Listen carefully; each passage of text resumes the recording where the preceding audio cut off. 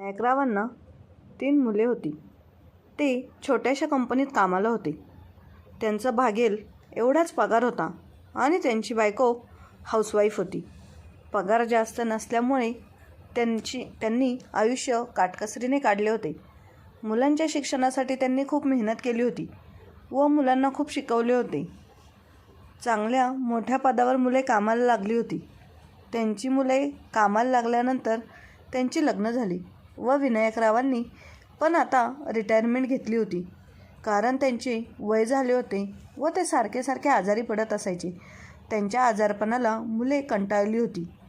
त्यांच्या आजाराकडे दुर्लक्ष करत होती. तेव्हा विनायकराव म्हणतात की ज्यांच्यासाठी पूर्ण जीवन दावावर लावले, स्वतःच्या इच्छा मारून टाकल्या, कारण मुलांच्या प्रत्येक इच्छा पूर्ण व्हाव्या म्हणून आज जेव्हा जेव्हा ते काही करण्यायोग्य झाले तर आपल्या म्हाताऱ्या असहाय्य बापालाच असे विचार करत विनायकराव ब्रीफकेस बगलेमध्ये दाबून काठीच्या साहाय्याने सुनसान रस्त्याने चालत जात होते.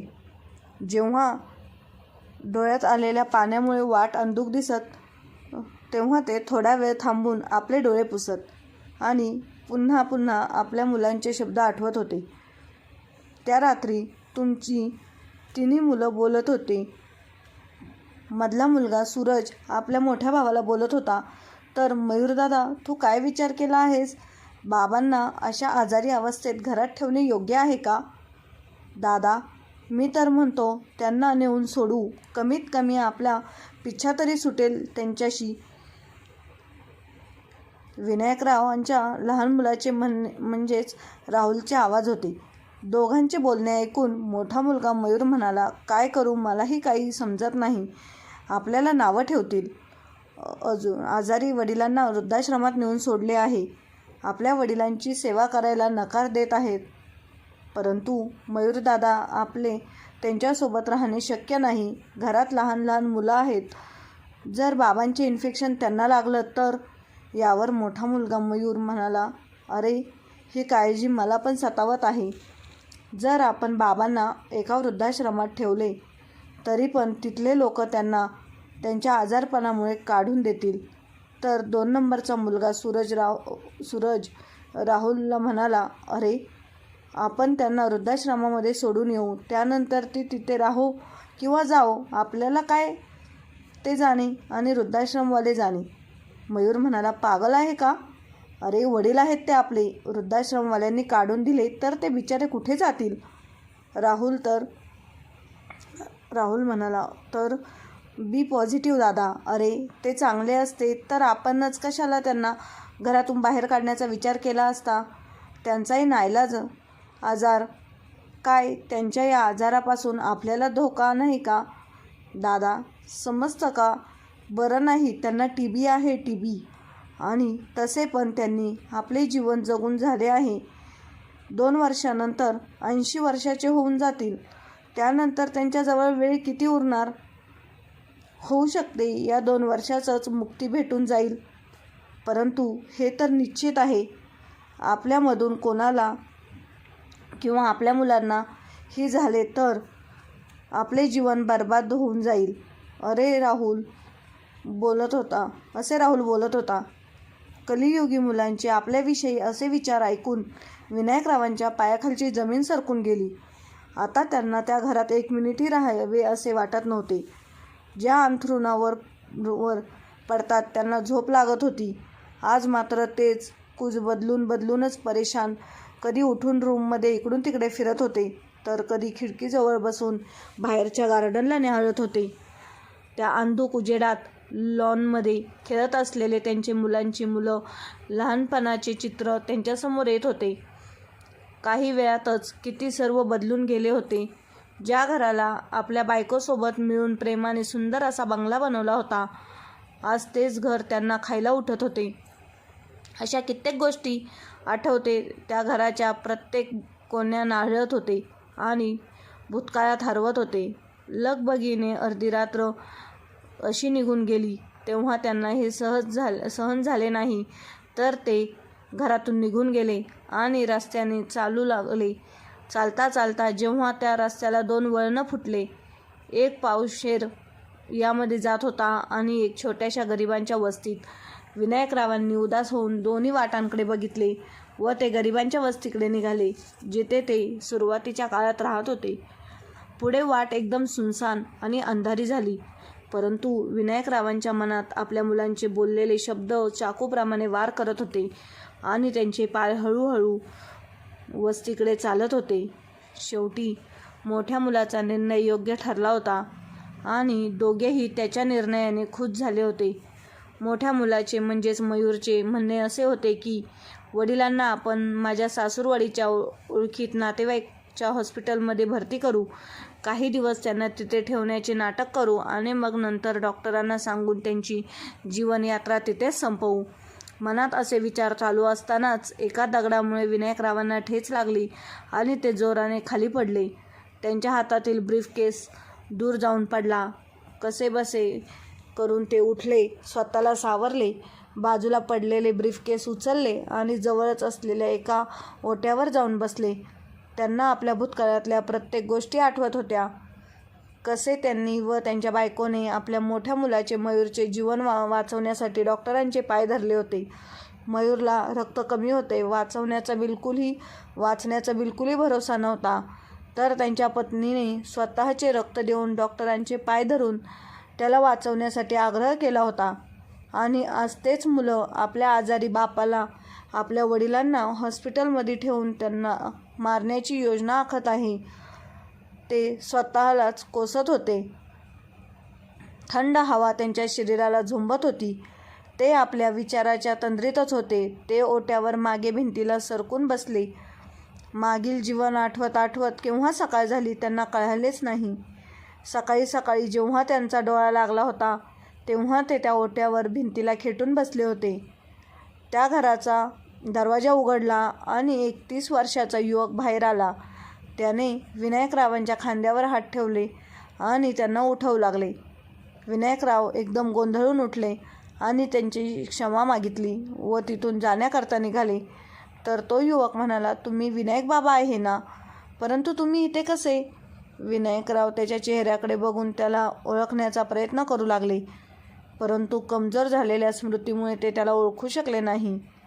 ते म्हणाले, माफ कर बाळा, मी तुला ओळखले नाही. तो युवक म्हणाला, बाबा, मी तुम्हाला सर्व सांगेन, तुम्ही अगोदर घरात चला. त्यांना घरात घेऊन गेला आणि विनायकरावांना तोंड धुवायला सांगितले. विनायकरावांचे हात तोंड धुवून होईपर्यंत तो चहाचा पेला घेऊन आला व बाबांच्या हातात दिला. विनायकराव म्हणाले, बेटा, मी तुला अजूनही ओळखले नाही. तेव्हा तो म्हणाला, बाबा, मी मायाचा मुलगा अनंत. विनायकराव चहा पिता पिता थांबले. काय अनंत? परंतु तो दूर हो. बाबा, मीच तो अनंता, ज्याला तुमची मुलं पारडा म्हणायचे व माझे थट्टा उडवायचे. तुम्ही लोक म्हणायचे की तू पारड्याप्रमाणे आहे ना, एक स्त्री आहे ना एक पुरुष, असे म्हणत जोराने हसत होते. मी तोच अनंता आहे. मला तुमची मुलं एका रूममध्ये नेऊन माझे कपडे काढायचे. आणि असे म्हणत तो थांबला आणि त्याच्या डोळ्यात पाणी आले. परंतु स्वतःला सावरून तो पुन्हा बोलू लागला, विनायक बाबा, तुम्हाला आठवले का? तुमच्या मुलांनी माझ्याविषयी खोटी तक्रार तुमच्यापाशी केली होती आणि तुम्ही माझ्या आईला आणि मला घरातून बाहेर काढले होते. त्याचे बोलणे ऐकल्यावर विनायकरावांच्या डोळ्यात 25 वर्ष अगोदरचे मायाचे आणि तिचा मुलगा अनंताचे चित्र उभारू लागले व त्याचबरोबर तो दिवसही लक्षात आला, ज्या दिवशी माया त्यांचे पाया पडून विनंती करत होती की मला या घरातून काढू नका साहेब. त्यांच्या डोळ्यासमोर तेव्हाचा तो चित्र सजीव झाला होता. माया त्यांच्यासमोर भीक मागत होती, साहेब, आम्हाला या घरातून काढू नका, आमचे कोणी नाही. परंतु विनायकराव यांनी त्यांना हे सांगून घरातून काढले होते की तुझा मुलगा ना मर्द आहे.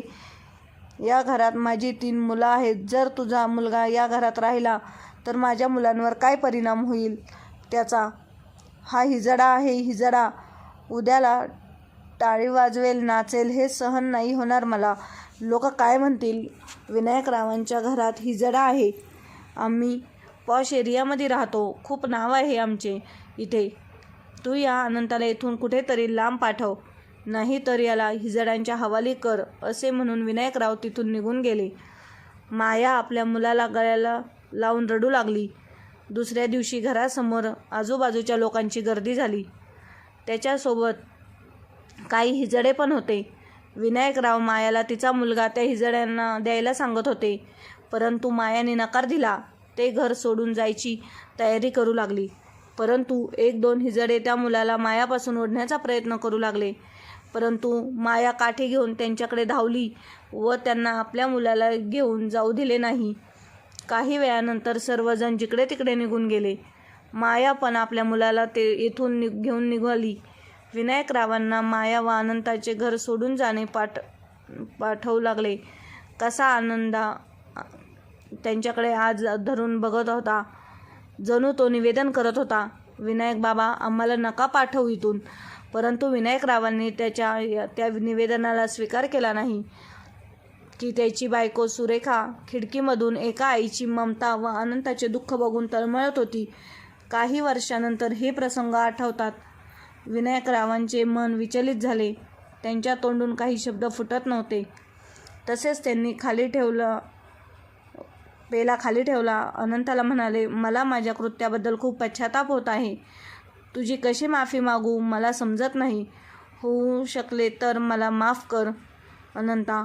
डोळ्यात अश्रू घेऊन असे म्हणून विनायकराव तेथून उठू लागले. तर अनंता म्हणाला, अरे नाही विनायक बाबा, असे म्हणू नका. तुम्ही माझ्या वडिलांप्रमाणे आहात. तुम्ही त्या दिवशी मला आणि माझ्या आईला घरातून बाहेर काढले नसते तर आज मी इथे नसतो. आणि तो परत आपल्या घडलेल्या जीवनाबद्दल विनायकरावांना सांगू लागला. आम्ही ज्या दिवशी तुमचे घर सोडले त्यानंतर आम्हाला खूप कठीण दिवस काढावे लागले. मंदिरासमोर तर कधी रेल्वे स्टेशनवर भूतं मागे लागावी आणि आम्ही कधी मंदिरासमोर झोपत होतो, कधी रेल्वे स्टेशनवर, कधी पोलीस परेशान करायचे तर कधी लफंगे. मंदिरासमोर बसून भीक मागत होतो. सुरेखा आईने बघितले. त्यांनी मला आणि माझ्या आईला जवळ बोलावले, आम्हाला जेवण दिले व काही पैसेसुद्धा दिले. त्या दिवशी त्या खूप परेशानी आहेत हे बघून माझ्या आईने विचारले, मालकीन काय झाले आहे, तुम्ही असे परेशान का बरं आहात? तर त्या रडत रडत म्हणाल्या, तुझ्या साहेबांची तब्येत खूप खराब आहे, त्यांची किडनी खराब झाली आहे. माझी किडनी मॅच करत नाही आणि कोणी किडनी द्यायला तयार नाही, असे म्हणून त्या रडू लागल्या. सुरेखा आईच्या हात धरून त्यांना सांगितले की मी साहेबांना माझी किडनी देते. तेव्हा सुरेखा आई माझ्या आईच्या पाया पडून रडू लागली. तुमच्या शरीराची किडनी लागलेली आहे, ती माझ्या आईची आहे. तुम्हाला किडनी दिल्यानंतर तिची तब्येत दिवसेंदिवस खराब होऊ लागली आणि एक दिवस ती मला सोडून गेली.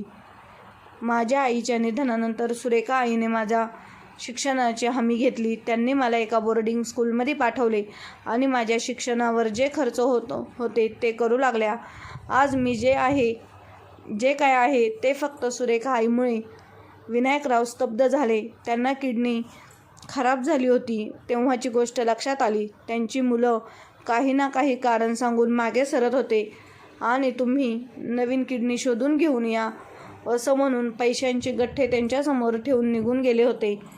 त्या दिवशी सुरेखा किती रडली होती, परंतु दुसऱ्या दिवशी तिच्या चेहऱ्यावर वेगळीच चमक होती. विचारल्यावर ती म्हणाली, किडनीची व्यवस्था झाली आहे.